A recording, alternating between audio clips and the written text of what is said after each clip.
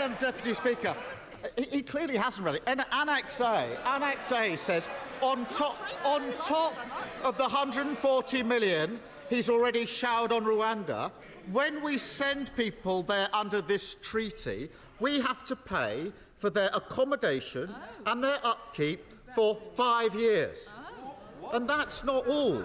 This morning, a government minister admitted that anyone we send to Rwanda who commits a crime can be returned to us. I'm beginning to see why the Home Secretary says the Rwanda scheme is something to do with bats, I think, wasn't it? What does he first think attracted Mr Kagame to hundreds of millions of pounds for nothing in return? Mr Kagame, of course. I've slightly lost the thread of the question, Madam Deputy Speaker. But the simple point is, there's a simple question here. If you believe in stopping the boats, as we on this side of the House do, you need to have an effective deterrence and returns agreement. It's as simple as that. The honourable gentleman is not interested in stopping the boats, which is why he's not interested in the Rwanda plan. In fact, Madam Deputy Speaker, we know that they don't want to tackle this issue because even when this government was trying to deport foreign national offenders out of this country, they opposed it. Multiple members of his shadow front bench all signed a letter to me to that effect. But I don't need to tell him that because he signed it too.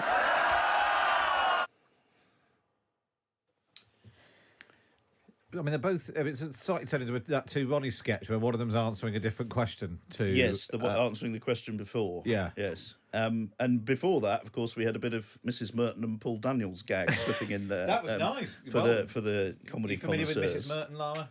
No, it's not really. See, I thought there might be a generational issue around that particular gag. Mrs. Merton was Caroline Aherne playing an old woman who had a chat show. And she asked Debbie McGee what was it about the millionaire that first attracted her to the millionaire Paul Daniels. Okay. So that was where...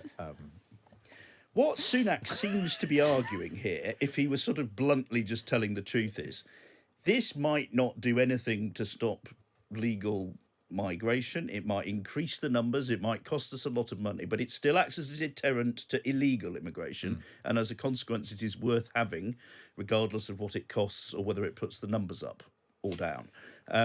That would appear to be his honest answer through all this. I mean, there's no evidence given that they've been banging on about this for what 18 months, 2 years.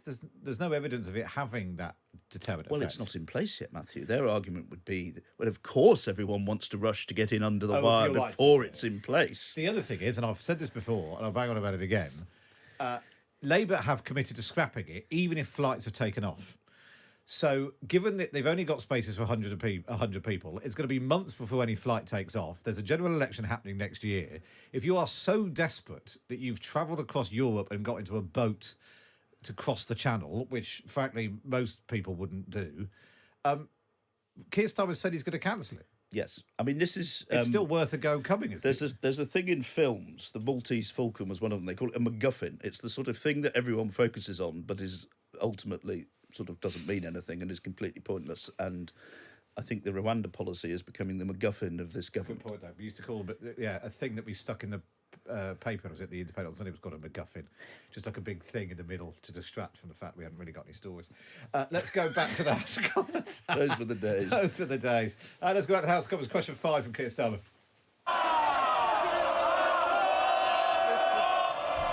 Sir Keir Starmer. Lindsay Hoyle's got Madam COVID. Deputy Speaker, I would say that this treaty's got more holes in than a Swiss cheese, but I don't want to wind up the Prime Minister by talking about a European country again. Madam Deputy Speaker, you have to give credit to the Rwandan government. For that. They saw this Prime Minister coming a mile off. You can only imagine their delight, their sheer disbelief, when having already banked £140 million of British taxpayer money without housing a single asylum seeker, the Prime Minister appears again with another offer they can't refuse. A gimmick that will send taxpayers' money to Rwanda, refugees from Rwanda to Britain, and won't stop the boats. It was mentioned of Margaret Thatcher earlier.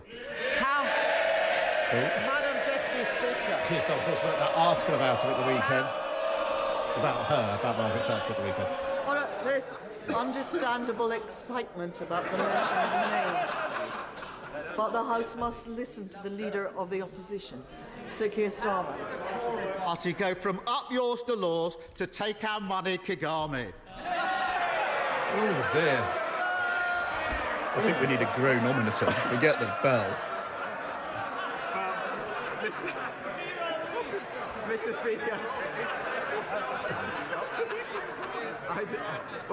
Madam Deputy Speaker, when it comes to this European thing and Margaret Thatcher, this is the week that the Shadow Foreign Secretary, I think, didn't rule out rejoining the European Union. He can role-play Margaret Thatcher all he wants, but when it comes to Europe, his answer's the same. Yes, yes, yes! That's a better joke. It's a better joke. That's I'm a better afraid. joke. I mean, you know, the initial Starmer sort of joke was quite good, and the Mrs. Merton was passable if you understood it. But yes, more. I mean, if you're talking about more holes than a Swiss cheese, you need to think of a different analogy that's a bit more, you know, got a bit more pep to it. And that was a decent response from Sunak. My God, we've really, I mean, take our money, Kagame. I mean, I hate to say it, I'll be sending messages after this to the gag writers for the Labour Party. They sort of petered out a bit early today. That's pretty dire, isn't it? Lara, the big question of the day, John Michael White says, does Lara know who Debbie McGee is? No. I did wonder when you put it like that whether we would. Do you know who Paul Daniels is? No. Right. There we go. Do you know who Rishi Sunak and Keir Starmer? No, that's just cool. It rings a bell. I can't work out what's gone wrong. Keir Starmer was having a good outing. He was. I mean, It's like he actually got one group of people to write the first three questions.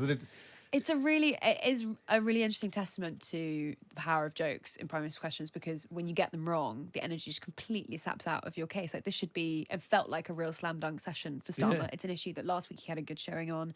It's Rwanda. It's in the middle of a massive political crisis among Sunak's backbenchers and his authority on this issue. And yet Starmer bottles these jokes, and you could see Rishi Sunak there visibly more relaxed, and Lammy shouting absolute Growing rubbish to a few 5'3". seats down. But the Literally first swelling. one shows you don't actually need a gag. You know, the opening thing, Starmer sort of was taking, you know, how many Home Secretaries has he sent? How many other people has he sent? It's not really a sort of joke with a punchline. But also, it's just mockery. It's a Keir Starmer gag. It's a barrister's gag. That's what you need. Is sort of, you just need to gently mock and make the other guy look ridiculous. And most prime ministers can cope with attacks. They don't like being mocked, and Starmer was doing quite well at that at the start. If I might just do a little shout out though, isn't Eleanor Lang doing well with a sort of understated, mild disapproval and a little bit of knowing humour, rather than sort of standing up and telling everybody that they've been naughty schoolboys all over again? And I think we would all agree that Lindsay Hoyle is less insufferable than John Bercow was, but there's certainly an element of Hoyle wanting to hear his voice every week these days, and I think Eleanor Lang is a breath of fresh air. If you are watching along on the YouTube channel, Stephen says Penny Mordaunt has looked and continues to look utterly miserable throughout all of this. Perhaps it gives a window into how top Tories really feel.